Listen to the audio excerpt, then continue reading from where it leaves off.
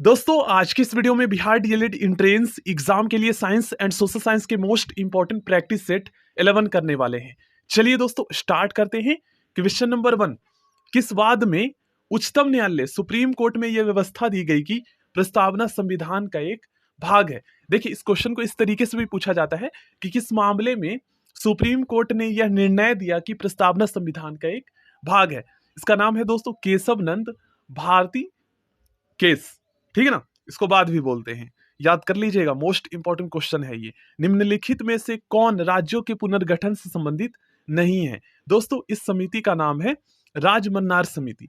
बाकी ये जो तीनों आयोग हैं ये तीनों दोस्तों राज्यों के पुनर्गठन से संबंधित है, ठीक ना। फजल अली आयोग जो राज्य पुनर्गठन आयोग का गठन किया गया था उसी की वही है ये फजल अली आयोग। कई बार फजल अली आयोग के नाम से भी जाना जाता है क्योंकि जो इसके अध्यक्ष थे ये दोस्तों न्यायाधीश फजल अली थे, ठीक है ना। और अगर आपसे पूछा जाए कि राज्य पुनर्गठन आयोग का गठन कब किया गया था, ठीक है, तो आपको बताना है 22 दिसंबर 1953 को।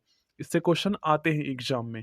नेक्स्ट क्वेश्चन, भारतीय संविधान में किस आधार पर अल्पसंख्यकों का निर्धारण किया गया?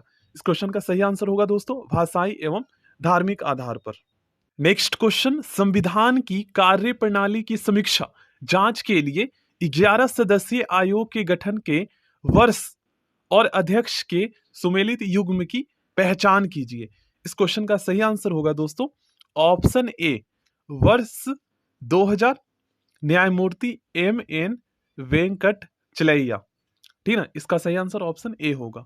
नेक्स्ट क्वेश्चन, 2011 की जनगणना के अनुसार भारत में जेंडर रेशियो एवं चाइल्ड जेंडर रेशियो के सही जोड़े का चयन कीजिए। इस क्वेश्चन का सही आंसर होगा दोस्तों 943 और 919। नेक्स्ट क्वेश्चन, उपयोगिता का गणनावाचक सिद्धांत किसने दिया था? उपयोगिता का गणनावाचक सिद्धांत दोस्तों ये दिया था मार्शल ने। नेक्स्ट क्वेश्चन, कॉफी की कीमत में, ठीक ना, कॉफी की कीमत में वृद्धि से चाय की मांग पर क्या प्रभाव पड़ेगा? दोस्तों चाय का जो मांग है ना ये बढ़ जाएगा क्योंकि ये दोनों वस्तु एक दूसरे के सब्स्टिट्यूट है, ठीक है ना। नेक्स्ट क्वेश्चन, भारतीय रिजर्व बैंक में छोटे किसानों के रूप में किसे परिभाषित किया गया है? सही आंसर होगा 1 हेक्टेयर से अधिक और 2 हेक्टेयर से कम की भूमि वाले किसानों को छोटे किसानों के रूप में परिभाषित किया गया है। नेक्स्ट क्वेश्चन, एक अंतरिक्ष यात्री पृथ्वी तल की तुलना में चंद्रमा पर अधिक ऊंची छलांग लगा सकता है क्योंकि इसके पीछे क्या रीजन है दोस्तों? जिसका सही आंसर होगा चंद्र तल, ठीक है। चंद्रमा के तल पर गुरुत्वाकर्षण बल पृथ्वी की तुलना में अत्यल्प है, मतलब कम है पृथ्वी की तुलना में। देखिए चंद्रमा का जो गुरुत्वाकर्षण बल है ना ये दोस्तों पृथ्वी की तुलना में 1/6 है, याद कर लीजिएगा। सर सीवी रमन को उनके किस कार्य के लिए नोबेल पुरस्कार मिला था? प्रकाश के प्रकीर्णन के अध्ययन के लिए दोस्तों उन्हें नोबेल पुरस्कार मिला था। इन्होंने एक प्रभाव, एक इफेक्ट की खोज की थी जिसका नामकरण दोस्तों इन्हीं के नाम पर किया गया है, सीवी रमन प्रभाव उसे हम बोलते हैं। नेक्स्ट क्वेश्चन, रडार का उपयोग किस लिए किया जाता है? दोस्तों रडार का उपयोग जहाजों, वायुयानों आदि को ढूंढना एवं मार्ग निर्देश करने के लिए किया जाता है। अगर आपसे पूछा जाए दोस्तों कि रडार का फुल फॉर्म क्या होता है, RADAR, तो इसका फुल फॉर्म होता है दोस्तों RA से रेडियो, D से डिटेक्शन और A से एंड और R से ragging, radio detection and ragging, ठीक ना, रडार का फुल फॉर्म होता है। और अगर आपसे पूछा जाए दोस्तों कि समुद्र के अंदर किसी चीज का पता लगाने के लिए, किसी चीज का डिस्टेंस पता करने के लिए किस उपकरण का उपयोग किया जाता है, तो उसे हम दोस्तों सोनार कहते हैं, SONAR। अब इसका फुल फॉर्म क्या होता है? तो SO से sound navigation and ranging, RANGING, sound navigation and ranging sonar का फुल फॉर्म हो। रेटिना पर कैसा प्रतिबिंब बनता है? देखिए हमारे आंख के कई पार्ट्स हैं, एक होता है दोस्तों रेटिना। अब रेटिना पर क्या है ना, किसी वस्तु का इमेज बनता है। अब वो जो इमेज है ना ये वस्तु से छोटा एवं उल्टा होता है। पानी की बूंदें किसकी भांति प्रतीत होती है? ये दोस्तों अवतल लेंस की भांति प्रतीत होती है। नेक्स्ट क्वेश्चन करते हैं दोस्तों, मानव शरीर का प्रतिरोध रेजिस्टेंस किसके समतुल्य होता है? इसका सही आंसर होगा दोस्तों 10⁶ ओम के समतुल्य होता है, ठीक है ना। प्रतिरोध का ऐसा ही मात्रक होता है रेजिस्टेंस, ओम, और जिस यंत्र के द्वारा इसे हम मापते हैं उसे हम ओम मीटर कहते हैं, याद कर लीजिएगा। जैसे अगर आपसे पूछा जाए कि विद्युत धारिता या विद्युत धारा का एसआई मात्रक क्या होता है? तो आपको पता है एम्पियर होता है, और जिस उपकरण के द्वारा उसे हम मापते हैं उसे हम एमीटर कहते हैं। नेक्स्ट क्वेश्चन, इनमें किस अम्ल का प्रयोग फोटोग्राफी में होता है? फोटोग्राफी में दोस्तों ऑक्जेलिक अम्ल का प्रयोग होता है। सोडियम वेपर लैंप का प्रयोग स्ट्रीट लाइट में किया जाता है, क्योंकि प्रकाश दोस्तों मोनोक्रोमैटिक होता है एवं जल बूंदों द्वारा अलग अलग नहीं होता, इसी वजह से। नेक्स्ट क्वेश्चन, किस विटामिन को शरीर संचयित नहीं कर सकता? दोस्तों विटामिन सी को हमारा शरीर जो है संचयित नहीं कर सकता। नेक्स्ट क्वेश्चन, निम्न में से कौन युग्म गलत है? देखिए पोलियो जो है ना ये वायरस के द्वारा फैलता है, और ये वायरस जिससे पोलियो होता है ये बंदर में नहीं पाया जाता, ठीक है ना। तो इसका सही आंसर ऑप्शन डी होगा। बाकी सभी ऑप्शन सही हैं। बाकी जैसे रेबीज हो गया, कुत्तों में ये वायरस पाया जाता है तो उससे फैलता है ये। प्लेग जो है चूहों में ये वायरस पाया जाता है। टेपवॉर्म जो है इनमें पाया जाता है, ठीक है ना। किसी दर्पण से आप चाहे कितनी ही दूरी पर खड़े हो, आपका प्रतिबिंब इमेज सदैव सीधा प्रतीत होता है। संभवतः ये दर्पण कौन सा है? या तो समतल अथवा उत्तल होगा, ठीक है ना। ऑप्शन डी इसका सही आंसर होगा। नेक्स्ट क्वेश्चन, खाना बनाते समय यदि बर्तन की तली बाहर से काली हो रही है तो इसका मतलब ये है दोस्तों कि ईंधन जो है ना ये पूरी तरह से नहीं जल रहा है। ऑप्शन बी इसका सही आंसर होगा। तंतु पास्थी फाइब्रस बोन संधि कहाँ पाई जाती है? ये दोस्तों कपाल में पाई जाती है। मानव शरीर का कौन सा अंग अल्जाइमर रोग से प्रभावित होता है? ये दोस्तों मस्तिष्क प्रभावित होता है अल्जाइमर रोग से, ठीक ना। अल्जाइमर रोग में क्या होता है? मेमोरी लॉस हो जाता है। नेक्स्ट क्वेश्चन, निम्नलिखित में कौन सुमेलित नहीं है? इस क्वेश्चन का सही आंसर होगा सिल्वर ब्रोमाइड, क्योंकि इसका उपयोग दोस्तों फोटोग्राफी फिल्म में किया जाता है, कृत्रिम प्रकाश संश्लेषण में नहीं किया जाता। बाकी ये तीनों सही है। सिल्वर आयोडाइड का उपयोग जो है कृत्रिम वर्षा कराने में किया जाता है। उसके बाद आप लोग पढ़ लीजिए बी सी डी ये सारे सुमेलित है। ऑप्शन ए सही सुमेलित नहीं है। इनमें कौन विद्युत चुंबकीय तरंग का उदाहरण नहीं है? देखिए पराधावनिकी किरणें जो है ये विद्युत चुंबकीय तरंग का उदाहरण नहीं है। बाकी ये तीनों विद्युत चुंबकीय तरंग है। एक्स किरणें और ये जो आप देख रहे हैं ना ये गामा किरण होता है, ठीक है ना, इससे गामा कहते हैं। गामा किरण और पैरावग्नि किरण ये विद्युत चुंबकीय तरंग होता है। समुद्री वातावरण में मुख्य प्राथमिक उत्पादक कौन होते हैं? दोस्तों समुद्री वातावरण में मुख्य प्राथमिक जो उत्पादक होते हैं फाइटोप्लैंक्टन्स कहा जाता है, इसको पढ़ लीजिए आप लोग। नेक्स्ट क्वेश्चन करते हैं, मास्टर ऑफ गॉड्स किस ग्रह को कहा जाता है? मोस्ट इंपॉर्टेंट क्वेश्चन है ये। मास्टर ऑफ गॉड्स दोस्तों बृहस्पति ग्रह को कहा जाता है, जुपिटर को कहा जाता है, याद कर लीजिएगा। मंदाकिनी एवं अलकनंदा के संगम पर स्थित नगर का क्या नाम है? इस नगर का नाम है दोस्तों रुद्रप्रयाग, याद कर लीजिएगा। भारत में सर्वाधिक भूभाग में किस प्रकार की मिट्टी पाई जाती है? दोस्तों भारत में सर्वाधिक जो है ना सर्वाधिक भूभाग पर जलोढ़ मिट्टी पाई जाती है। जलोढ़ मोस्ट इंपॉर्टेंट क्वेश्चन। इनमें कौन सा प्लेट एशिया एवं प्रशांत महासागरीय प्लेट के बीच स्थित है? तो इस प्लेट का नाम है दोस्तों Philippine plate, Philippine plate. Next question, देवताओं का प्रिय धम विजय को ही श्रेष्ठ विजय समझता है, यह किस शासक के शिलालेख में वर्णित है? इस क्वेश्चन का सही आंसर होगा दोस्तों अशोक के 13वें मुख्य शिलालेख में। देवताओं का प्रिय धम विजय को ही श्रेष्ठ विजय समझता है, ठीक है ना। ये नेक्स्ट क्वेश्चन करते हैं 31, मौलाना अबुल कलाम आजाद ये हमारे देश के प्रथम शिक्षा मंत्री थे, ठीक है ना। मौलाना अबुल कलाम आजाद ने 1912 में एक उर्दू साप्ताहिक अल हिलाल शुरू किया। सरकार द्वारा उस पर प्रतिबंध लगाने के बाद अल विलाग की स्थापना उन्होंने कब की? इस क्वेश्चन का सही आंसर होगा दोस्तों 1915 ईस्वी में। शायद दोस्तों मौलाना अबुल कलाम आजाद ही एक ऐसे शिक्षा मंत्री थे जिसका नाम हर स्टूडेंट को पता होगा 90% लगभग। लेकिन अब के जो शिक्षा मंत्री है दोस्तों हमारे देश के, मुश्किल से किसी को पता होगा, सोचिए। और आज के टाइम में हम सोशल मीडिया के जमाने में हैं, इंफॉर्मेशन टेक्नोलॉजी हम सभी के पास है, फिर भी। चलिए नेक्स्ट क्वेश्चन करते हैं। द कॉलेज है या causes? The causes of the Indian revolt, causes है, ठीक है ना। The causes of the Indian revolt निम्नलिखित में से किसकी एक पुस्तक थी? इस क्वेश्चन का सही आंसर होगा दोस्तों सैयद अहमद खान की पुस्तक थी। नेक्स्ट क्वेश्चन, सुल्तान पृथ्वी पर ईश्वर का प्रतिनिधि है और उसका स्थान केवल पैगंबर के बाद है। ठीक है, उसका स्थान केवल पैगंबर के बाद है। यह किस सल्तनत कालीन शासक ने कहा था? इस क्वेश्चन का सही आंसर होगा दोस्तों बलबन ने कहा था। रणजीत सिंह की राजनीतिक राजधानी लाहौर थी। किस नगर को उसकी धार्मिक राजधानी कहा जाता था? दोस्तों अमृतसर को उसकी धार्मिक राजधानी कहा जाता था।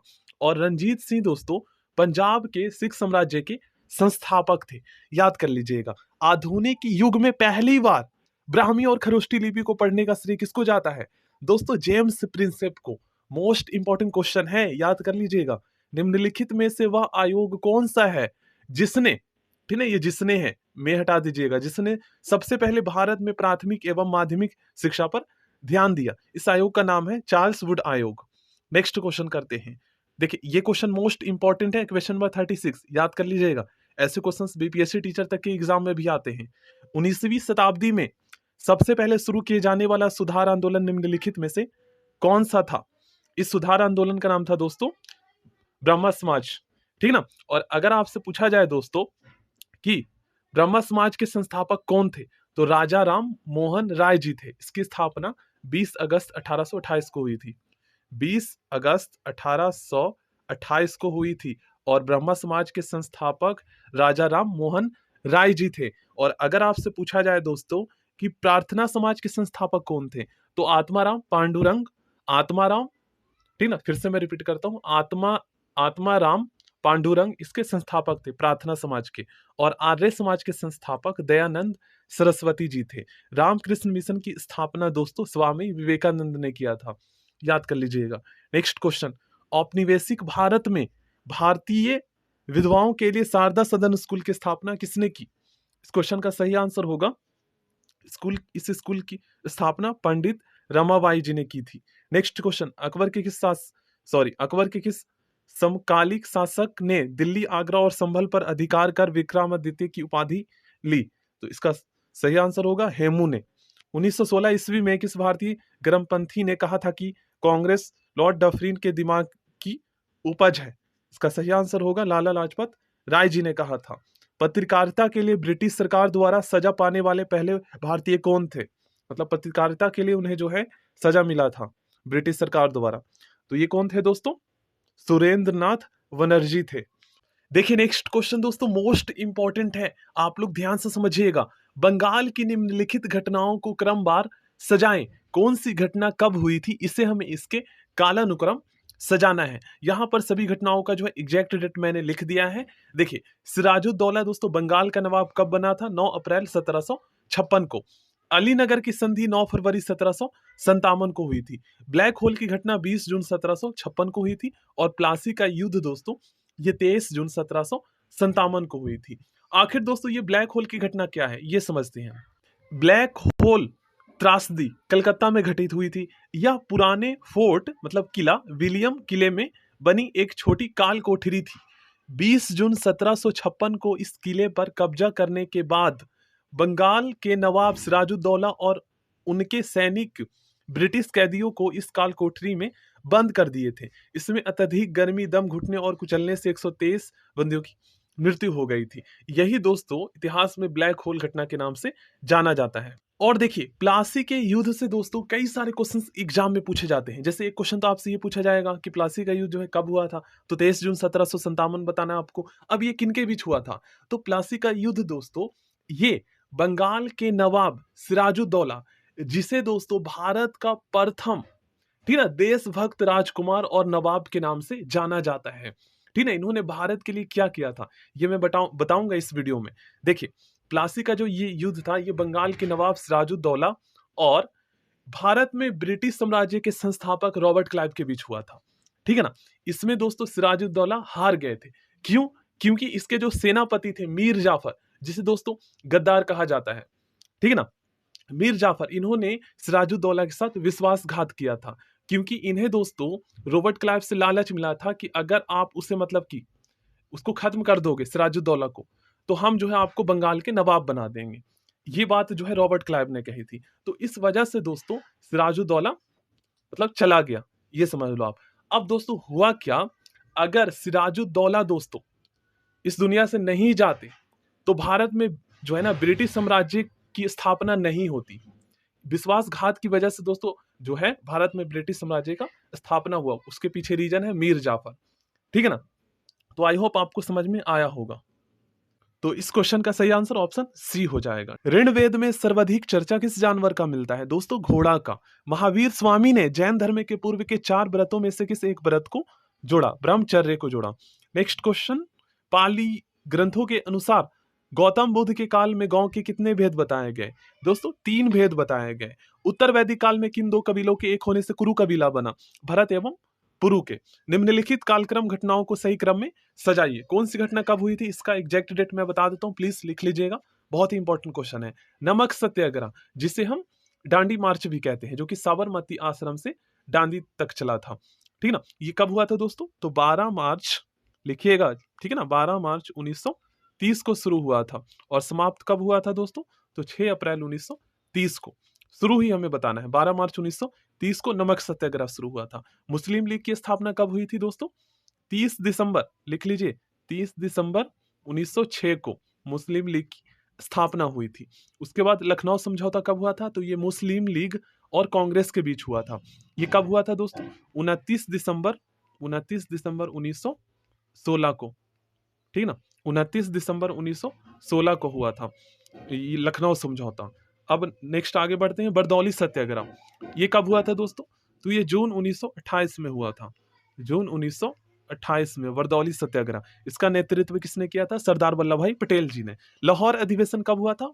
31 दिसंबर 1929 को लाहौर अधिवेशन हुआ था कांग्रेस का। देखिए सभी का एग्जैक्ट डेट यहां पर मैंने लिख दिया है, कौन सी घटना कब हुई थी, कौन सा अधिवेशन कब हुआ था। देखिए अब इसका सही आंसर क्या होगा?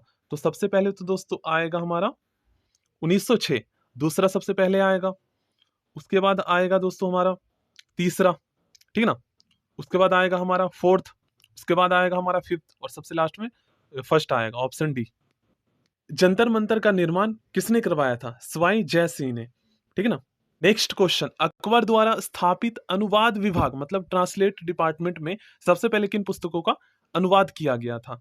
तो इस पुस्तक का नाम था दोस्तों, ऑप्शन ए में जितने भी पुस्तक है इन सभी का। नेक्स्ट क्वेश्चन, पालों के समय में बौद्ध धर्म की किस शाखा का विशेष विकास हुआ? वज्रयान। ठीक ना। पालों के समय में बौद्ध धर्म की किस शाखा का विशेष विकास हुआ?